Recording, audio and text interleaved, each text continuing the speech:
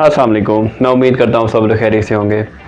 ज़िंदगी में कोई भी इंसान वालिद मोहतरम जैसा नहीं होता, ना ज़र्फ़ में, ना मोहब्बत में, ना प्यार में, ना ही देखभाल में।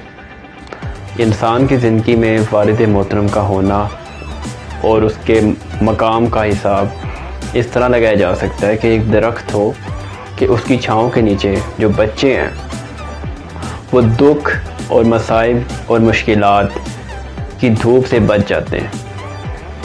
और दूसरी तरफ आप ये कह सकते हैं कि एक सूरज का आप अंदाज़ा लगाएं कि बाप की अहमियत एक सूरज की तरह होती है कि वो एक तो बच्चों को बड़ा करता है, दूसरा उनको खड़ा करता है और इसके अलावा उनको ज़िंदगी में आगे बढ़ने में मदद करता है, उनको मोटिवेशन फराहम करता है। और इसके अलावा मैं आपको ये कहना चाहता हूँ कि ये वालिद मोहतरम ही होते हैं कि जिनका नाम बच्चों के साथ चल रहा होता है। तो सबसे बड़ा जो एक एहसान किया जाता है वालिद की तरफ से एक बच्चे को कि वो अपना नाम देते हैं कि ज़िंदगी में वो जब भी कुछ बड़ा करें, जब भी कुछ करें तो उसके अचीवमेंट के साथ ये लिखा होता है कि फ़लाँ शख्स का बेटा है। और दूसरा कहा जाता है कि बच्चे अपने वालिदैन का ही अक्स होते हैं। और मेरे ख़्याल में वालिद से बढ़कर कोई भी नेमत नहीं है इस दुनिया की, और इस नेमत की कदर उन लोगों को ही आती है जो इस नेमत को जो है वो खो देते हैं। लेकिन हमें क्या करना है?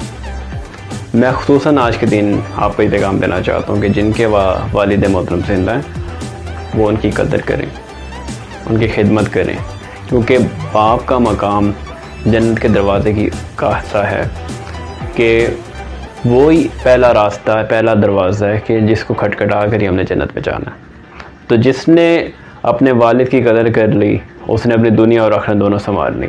और जिनके वालिद इस दुनिया से जा चुके हैं उनके लिए खुसूसी मैं कहना चाहता हूँ कि वो जो हैं सबसे पहले तो उनकी इसाले सवाब के लिए कुछ करें, हर नेक अमल करें जिससे डायरेक्टली उनकी रूह को सुकून पहुँचे, सवाब पहुँचे और वो उस दुनिया में भी खुश हो सकें, फ़ख्र कर सकें अपने बच्चे पर।